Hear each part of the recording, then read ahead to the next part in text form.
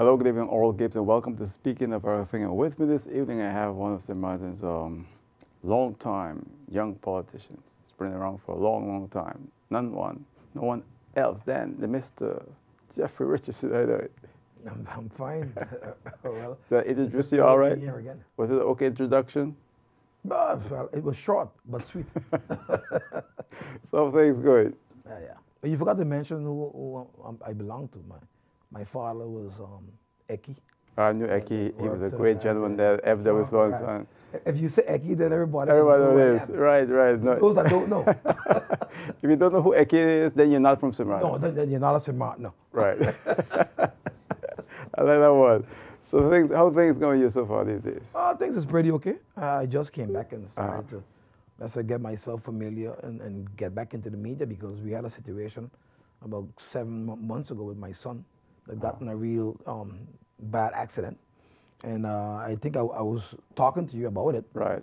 Because he had like 3 hours in a coma, and that was kind of tough for the whole family, especially myself, and to see him in that condition. Right. But thank God, I have to give God all the praise, because he was able to save him and bring him back. And today he is doing very, very good.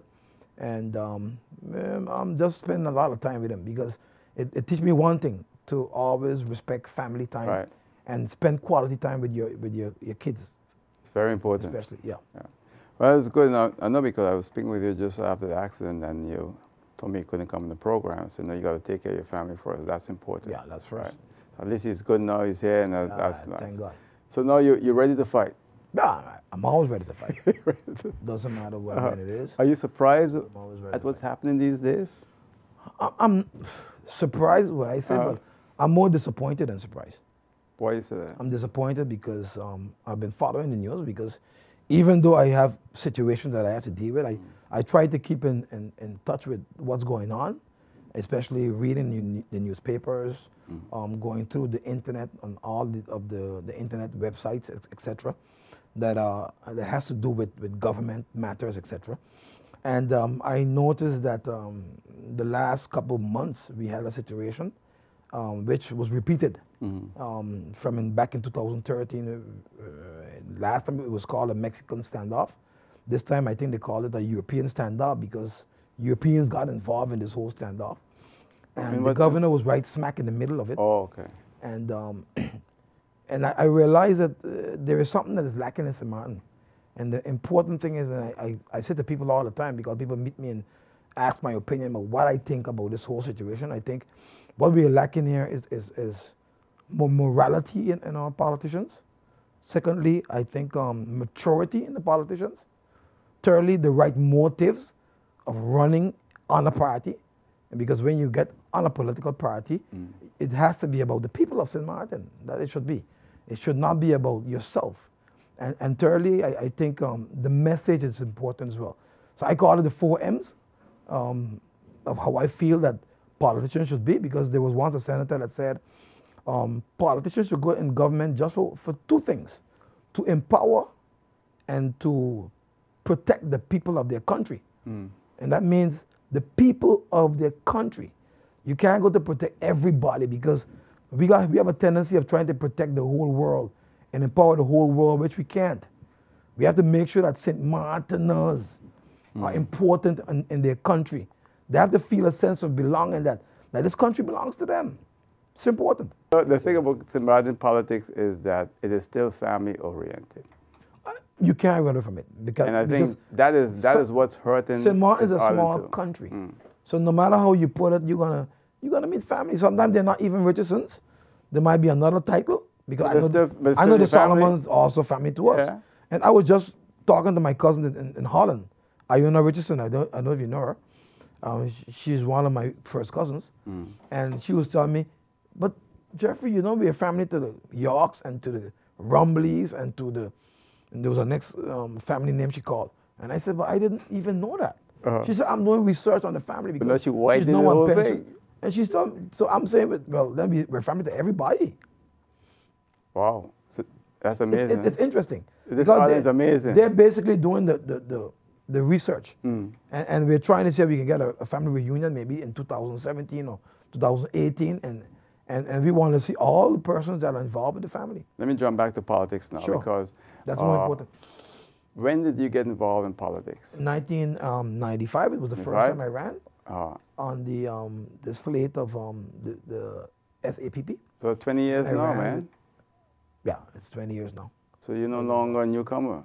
Well, I'm a newcomer because of the fact that I was never in the seat of any elected seat. But you've been. But yeah, but I was around the corridors of politics.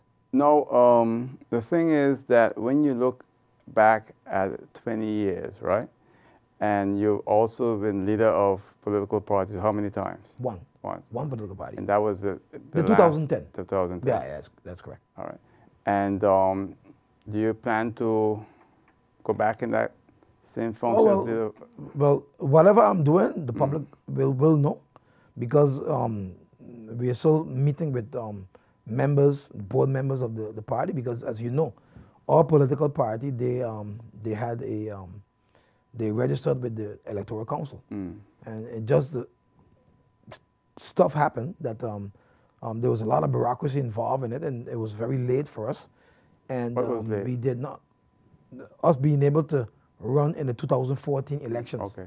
So we decided to run with another party, and that was the case. Okay. But you know, our goal was always to be, you know, a party that started from scratch and have persons that is coming with new ideas for this country. All right. That's most important. Martin, right? And somebody, if you're walking down Front Street, and someone stops and says, "Sir, you from St. Martin?" He said, "Yes." And he said, "Well, they ask you, what's the main economy of St. Martin?" The main economy, tourism. It's tourism.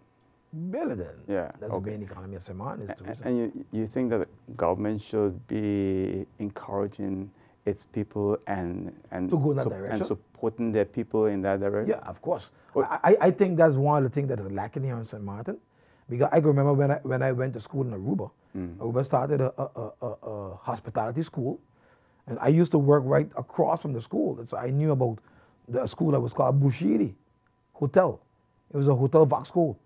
In that hotel Vox school, persons that was involved in the hospitality industry and was studying hospitality, they could have gone straight to that school and come out very, very, very strong in hospitality. I remember even when I was in government, I had an opportunity to go to Aruba for a conference. And the way they treated me at that conference, I was very, very much happy. And I was surprised, because then I figured out why they treated me with such nobleness, with such praise, and persons making sure that they take care of me. And I said, I think I know why, because the school taught them that. It was just in their system, it was in their blood. Because they learned to make sure know that the people that are coming, the tourists that are coming, they're dependent on those tourists to be able to survive. Well, Mr. Richardson, what do you think, since we are in the hospitality business, right, and that's our main industry, do you think that government should be, and we as St. Martiners should be just satisfied being waiters? No. I'm totally against that. I'm not saying that everybody can be entrepreneurs or everybody can be on the same level in terms of the top level of But I mean, what about management? Don't you think that all people should be? This is our country, Oral. How come all people can't be in management in this industry? We should be management. I mean, when you look at parliament and you look at government, the people that are in government and parliament are actually people from St. Martin. So we have to strike a balance and make sure that people that are coming here, because if I have a company and I bring it and I invest in St. Martin and I'm from a different country, the most important thing for me in that particular company is to make sure that the company thrives, to make sure the company makes it. Right. And I don't want no government to give me anybody to run the company. I want a competent person, committed, dedicated to what they do. And if that's the case, then I have no problem with putting St. Martiners. I remain the person that is the owner of the company, but the management of the company should be done by the people of this land, which is from St. Martin. You know, because what you're seeing now in the hospitality industry is that it's okay for St. Martin people to be in other levels of work within the industry, but when it comes to top management, then there's like a ceiling. And if you get there, they only want you there for 2 or 3 years and then you're out. Yeah, That shouldn't be the case. But even this 6 months contract is something that we have to deal with. I heard so many governments talking about it, the short-term contract. Nobody never really seriously addressed it. And we have to make sure that we put our minds into that, because I know of persons that work with the hotel industry, and after 6 months they have to leave, and then they give them a kind of, let's say, a pause in between the time that they work, and then they bring them back on when this high season starts again. And that is something that we should be very careful of, because what it does for St. Martiners especially, they're not able to build their own homes. So because they're not able to get a loan, because they don't have no stable job or no job that is permanent. And that is something that we have to look into very seriously. We have to make sure, put them in jobs and make the tourism industry an industry that is all year round. And how do you do that? You have to come up with a plan, a master plan to get that done. Because there are some countries that have tourism all year round. There's some countries that has that. Why St. Martin can't be a country that has an all year round tourism? And how do we do it? We look at how others do it and we copy that, because nothing wrong with going into seeing how other countries make that happen for them. And then from there we make sure that we implement that on St. Martin, so that you don't have no 6 months contract for our people. I see you got papers in front of you. You have a lot of papers in front of me. I always travel with papers in case of anything. Oh, in case? I have because I have here the landwetordning, van registratie en financiën van registration and finances of political parties. I have that. I have also the staatsregeling, which is the constitution. And then I have I always cut out some articles that I need to travel with in case somebody asks me a question and they say, oh, you know that? I have the proof here. And I'm teaching the St. Martin people that we have to start to learn to read. That is something that I make sure that I do. You don't read? I make sure that I read every day. We don't read sufficiently? In St. Martin, we don't read sufficiently. I think I have to commend the library. They came with this particular program that says readers are leaders. Yeah. I personally believe in that. And I support that. And we have to learn whatever it is, doesn't matter what it is, whatever you want to go into, direction you want to go into, make sure that you become a reader. Because only by reading you will know things, or you will gather information that nobody have to tell you. Yeah.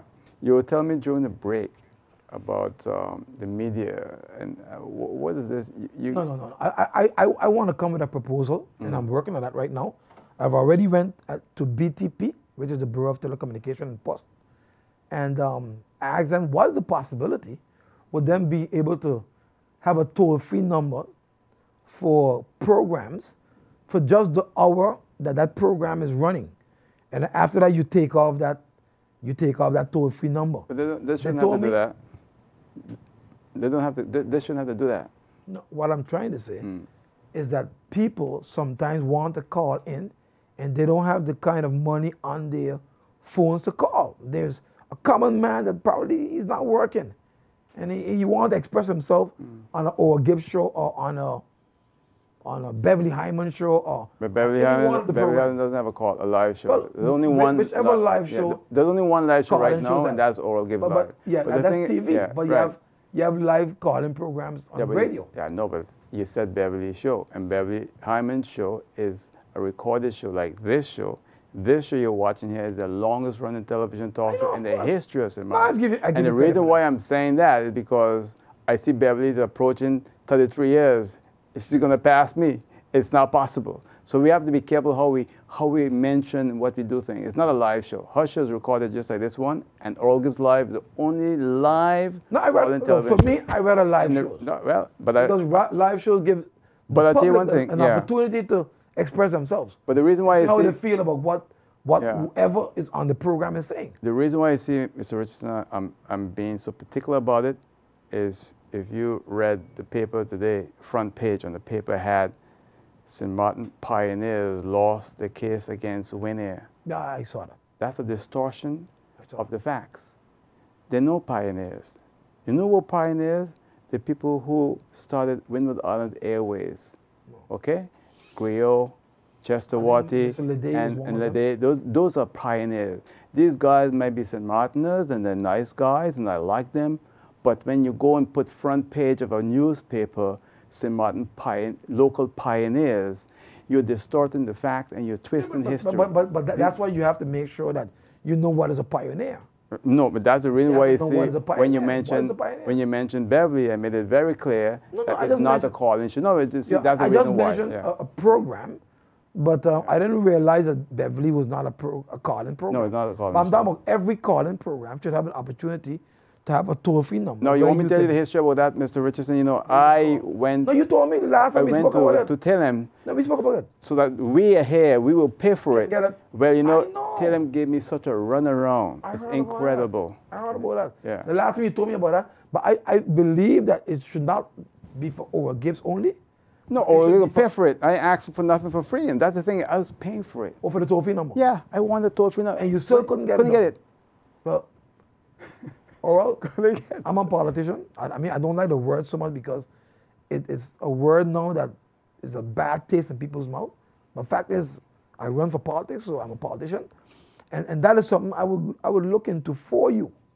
Okay. See, yeah, I will look into it for you because the thing is, I want to know for sure because I like to hear two sides of the story. Well, I could give you a lot. You can't get it.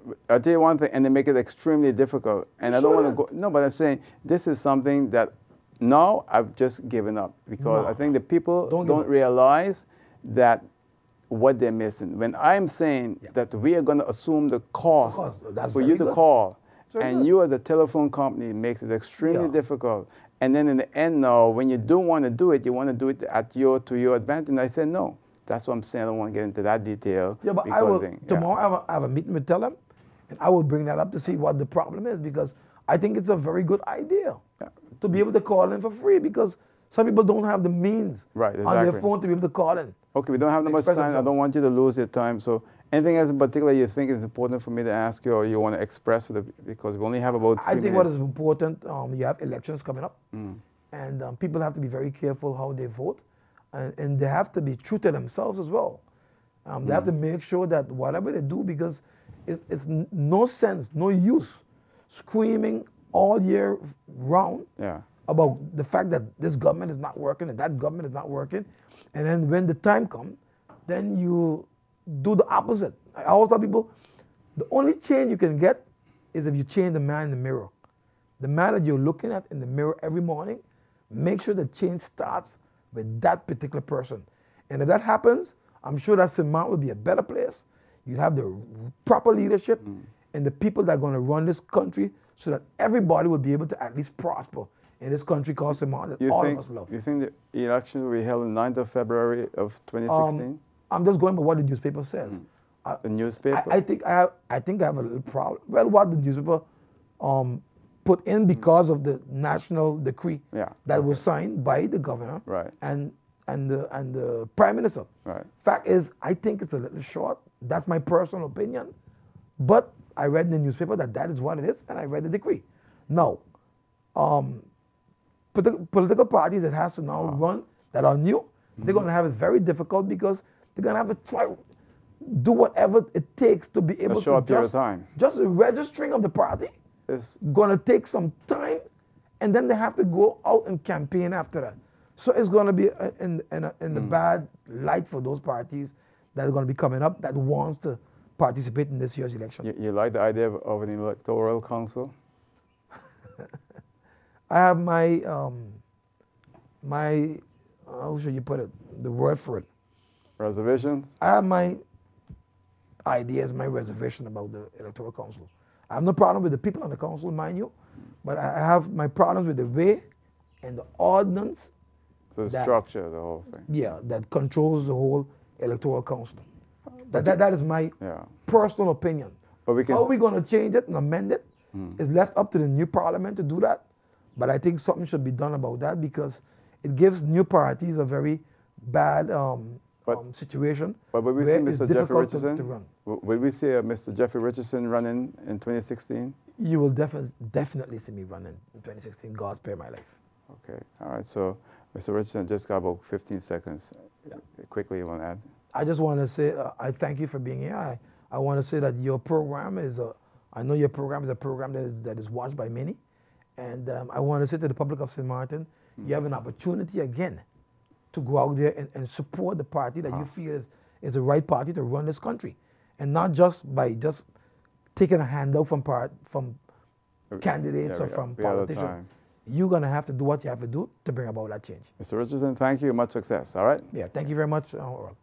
And that's it for now. I'll see you next time right here on Speaking of Everything. Until then, good night. Take care. Bye.